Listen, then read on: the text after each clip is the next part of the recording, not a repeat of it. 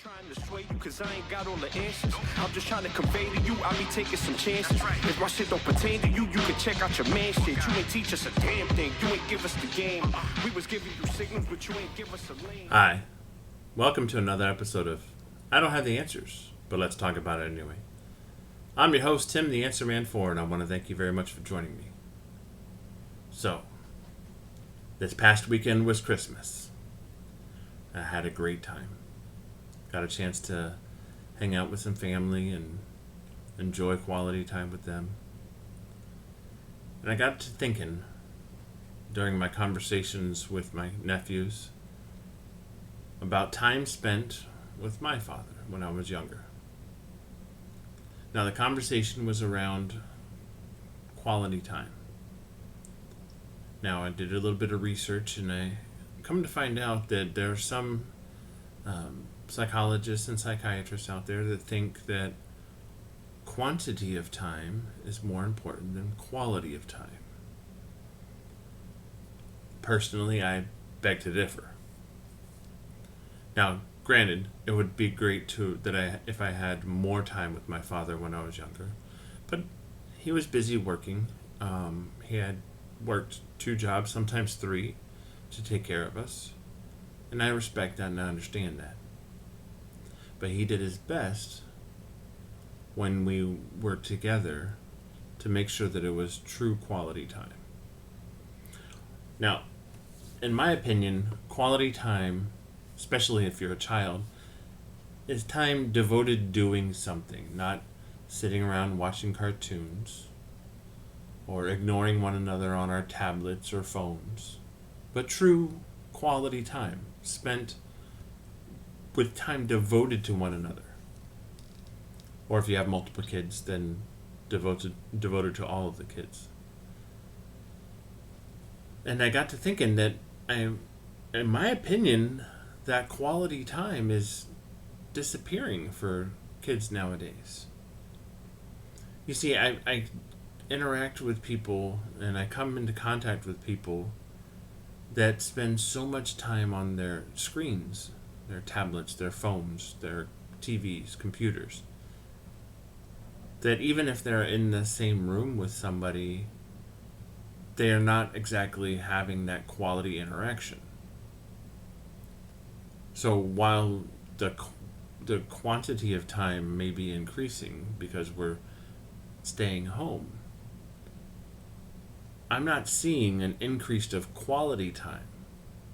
And the reason why this came up is because one of my nephews, well, technically he's not a nephew, but in my heart he's a nephew. We were discussing gifts that were given by his father. And the fact that one of the siblings in their family got one gift of a significant high value, while the other didn't. And we got to talking about why it was. And to be honest, he was asked what he wanted, and instead of responding with a legitimate answer, he said, "Oh, well, nothing, anything," while the sibling was specific and got what they specifically requested. And during my questions with him, I said, how much quality time do you honestly spend with him being the father? And he didn't understand the question, so I had to rephrase it. I said, how many moments in your life in the past couple of years can you honestly look back on and say, I'm going to remember these moments 5 years from now, 10 years from now?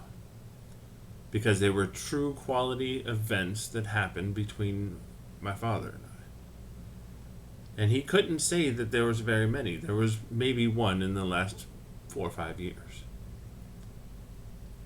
So I urged him to make sure that from going forward, he open up to his father and make sure to take an active participation in creating those quality moments. Because as our children get older, or as we get older, it's not just on us, the parents, to create those quality moments. Now, I had a little bit of a hard time this past couple of days because I felt like I was definitely the father of the Cats in the Cradle song. If you're not familiar with it, go ahead and read the lyrics or listen to it. But I can honestly say I was towards the tail end of the song. I was definitely in the role of the father. And it kind of hit me kind of hard. So I had to think back to see if I had enough in the memory banks of quality time with my sons. And to be honest, I don't. There was times in my life that I was a terrible dad. And I was leaning more heavily on the quantity of time instead of the quality time. I'm going to do my best to replace those, to switch those values around. And I urge you all to do the same.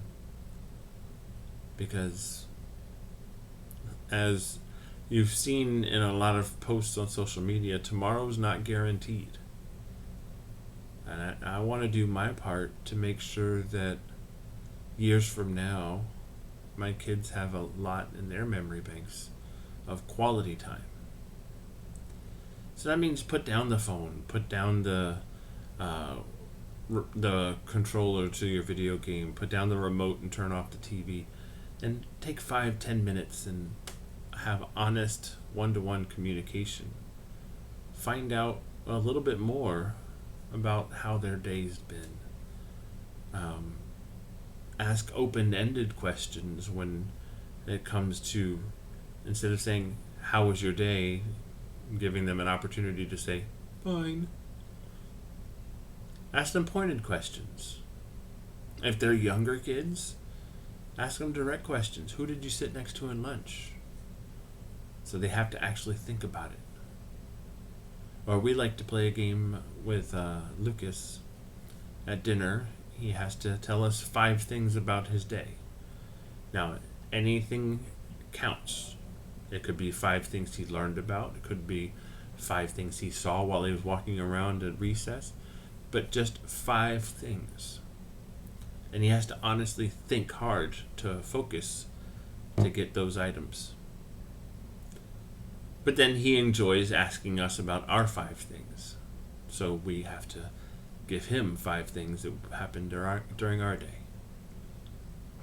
But those kind of events, I hope he'll be able to think about later on in life and reflect back on and say, yeah, I want to do the 5 things with my kid.